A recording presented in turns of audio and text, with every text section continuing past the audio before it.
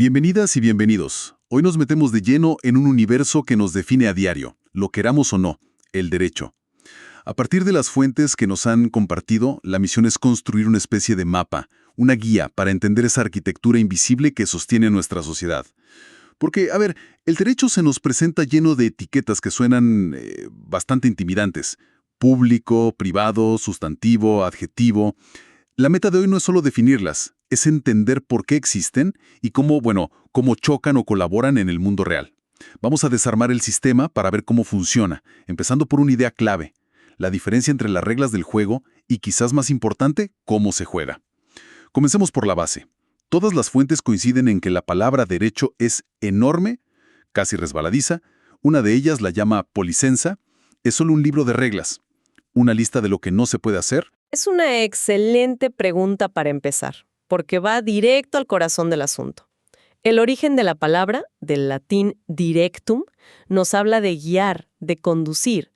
Pero la raíz más profunda, jus, se refiere a un ordenamiento, a una regla que se impone.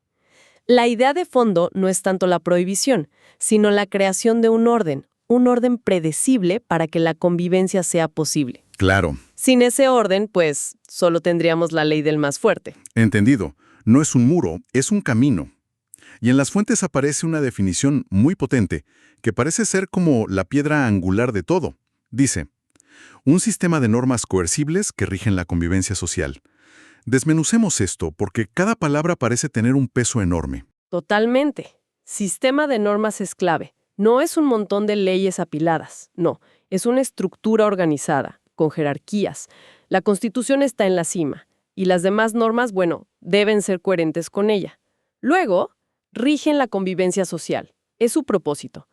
Regular nuestras interacciones para que los conflictos, que son inevitables, se resuelvan de forma pacífica. Y no a través de la violencia. Exacto. Y según uno de los autores, todo esto apunta a un fin último, la justicia. Pero la palabra que realmente salta a la vista es coercibles. Significa que, si no cumples, te pueden obligar. Exacto. Y aquí es donde la teoría se encuentra con la realidad pura y dura. La coercibilidad es lo que distingue a una norma jurídica de, digamos, una norma moral o religiosa.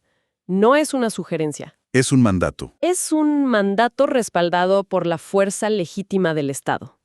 Sin embargo, y esto es crucial, la coercibilidad tiene límites.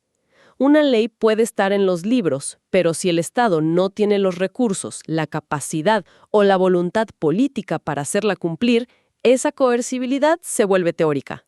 Pienso en algunas leyes ambientales, por ejemplo. Justamente. Y eso nos conecta con algo que veremos más adelante. La diferencia entre el derecho que está escrito y el derecho que realmente se vive. Fascinante. La ley necesita no solo autoridad, sino también capacidad. Y esto me lleva a la primera gran división que las fuentes presentan como fundamental. La distinción entre derecho sustantivo y derecho adjetivo. El famoso qué contra el cómo. Definen y regulan nuestros derechos y obligaciones en la vida diaria. El Código Penal te dice qué es un robo y qué castigo tiene. El Código Civil te dice qué es un contrato de compraventa y qué obligaciones tienen las partes. O sea, es el catálogo de lo que podemos y no podemos hacer. Y de lo que podemos exigir a otros, sí. Es decir, si quiero saber si tengo derecho a una herencia o si mi contrato de alquiler es válido, la respuesta está en el derecho sustantivo. Precisamente. Es el manual de instrucciones de la vida en sociedad. Ok.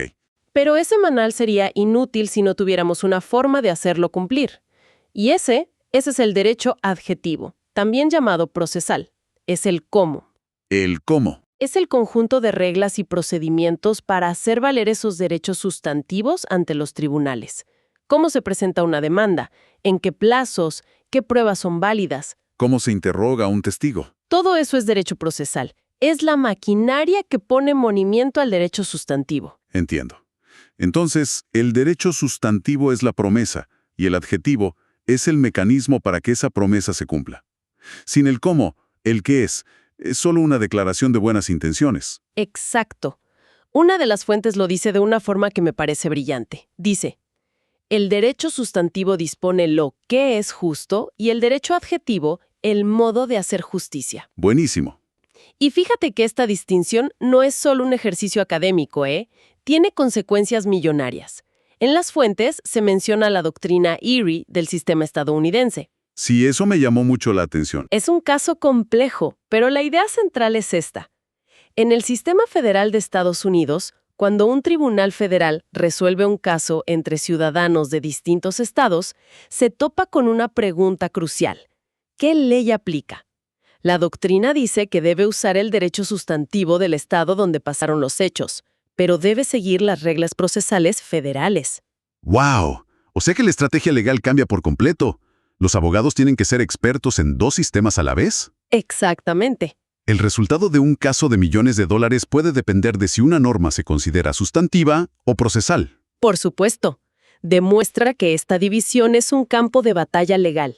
Decidir si una regla sobre el plazo para presentar una demanda es una cosa o la otra puede determinar si un caso se gana o se pierde antes siquiera de empezar. Impresionante. El cómo puede terminar siendo más importante que el qué. A veces sí. Queda clarísimo. Ahora, las fuentes también nos dicen que dentro del qué, del derecho sustantivo, hay otra división clásica. Derecho público y derecho privado. Y parece que todo depende del papel que juega el gobierno en la ecuación. Así es. El criterio principal es la posición del Estado. En el derecho público, el Estado interviene con su poder soberano, con su imperium, como una autoridad superior a los particulares. La relación es vertical.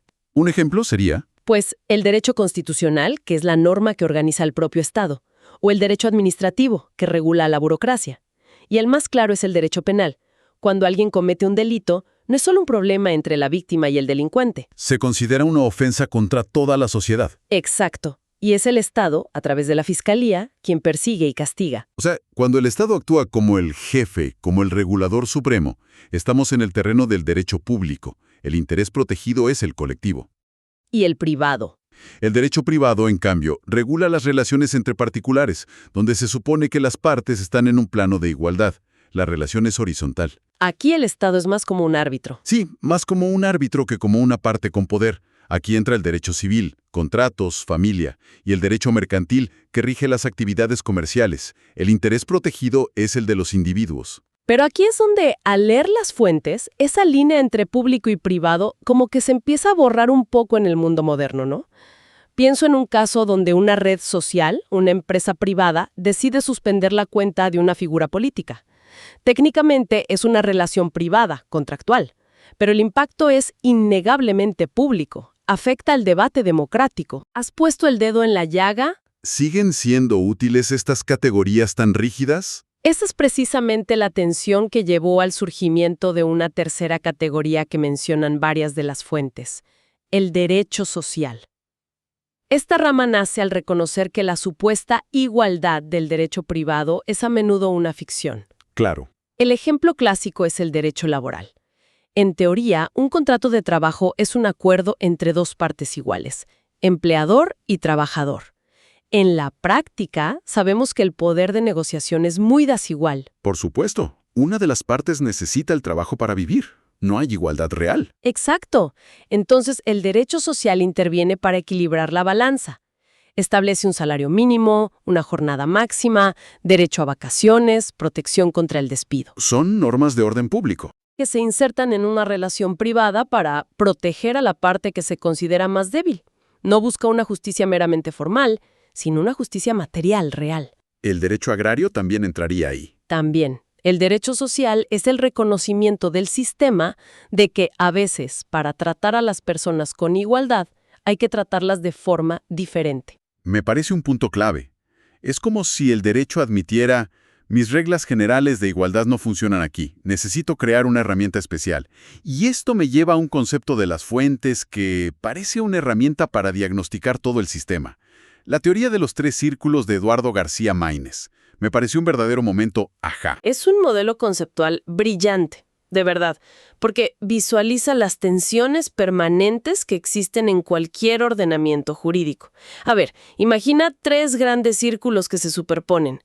Cada uno representa una forma de validez de la ley. A ver, vayamos por partes. ¿Cuál es el primer círculo? El primer círculo es el derecho vigente. Es el derecho formalmente válido. Son todas las normas que han sido creadas por el órgano competente, como el Congreso, siguiendo el procedimiento establecido. Si una ley se votó, aprobó y publicó correctamente, pertenece a este círculo. Es, digamos, la ley que está en los libros. No importa si es justa o injusta. Ok. Ese es el criterio formal, el de la burocracia legal. ¿El segundo? El segundo es el derecho intrínsecamente válido, que se asocia con la idea de justicia o derecho natural. Este círculo no se pregunta por la forma, sino por el fondo. Contiene las normas que consideramos justas, éticas, correctas, Aunque no estén en una ley oficial. independientemente de si un Estado las ha reconocido o no. Es la ley que debería ser. Entendido. La validez formal contra la validez moral. ¿Y el tercero? El tercer círculo es el derecho eficaz. Este es el más pragmático.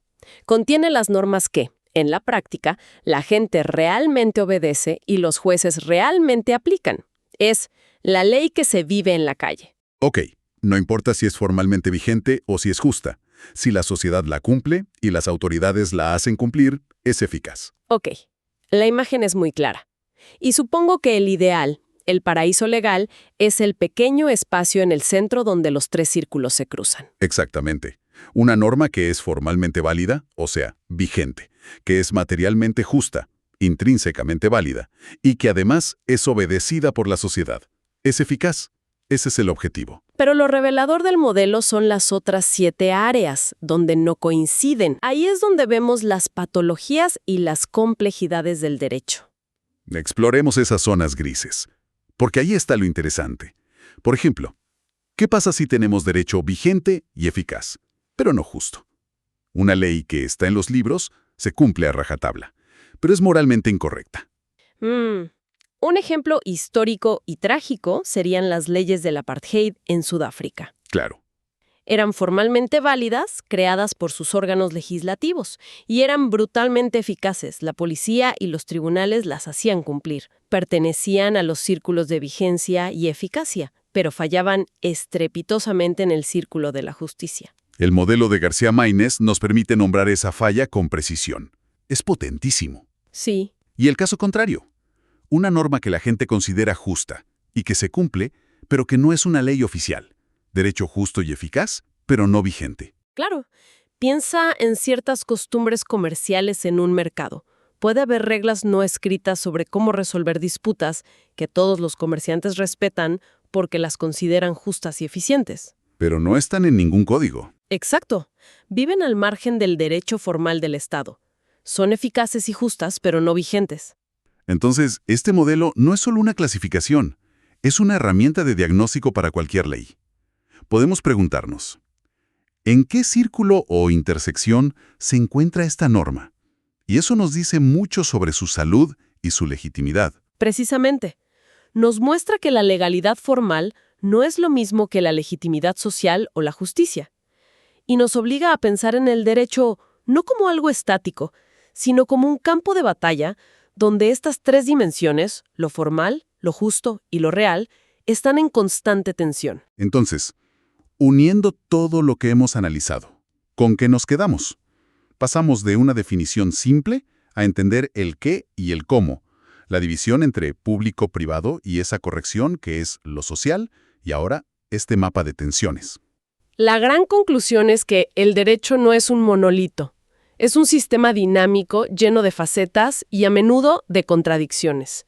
Entender estas divisiones no es solo para abogados, es tener las herramientas para analizar críticamente las reglas que nos gobiernan. Nos permite entender por qué se crea una ley, a quién busca proteger, cómo se puede hacer cumplir y si en última instancia es solo papel o tiene un impacto real y justo. Para terminar, me gustaría proponer una última reflexión que se desprende de todo esto. Hemos desglosado estas categorías creadas a lo largo de siglos: sustantivo, procesal, público-privado. Pero las fuentes también nos muestran que son construcciones humanas para ordenar una realidad compleja. Y hoy, esa realidad está siendo transformada por la tecnología a una velocidad, vertiginosa. Un punto fundamental. Esto nos deja con una pregunta para el futuro. ¿Qué pasa con estas categorías cuando nos enfrentamos a cosas como los contratos inteligentes en blockchain? que son a la vez sustantivos, porque definen derechos, y procesales, porque se ejecutan solos, sin un tribunal. O cuando las decisiones legales empiezan a ser tomadas por algoritmos de inteligencia artificial. ¿Seguirán siendo útiles nuestras viejas distinciones? Quizás el próximo gran desafío no sea solo entender el mapa del derecho tal como es, sino estar preparados para redibujarlo por completo.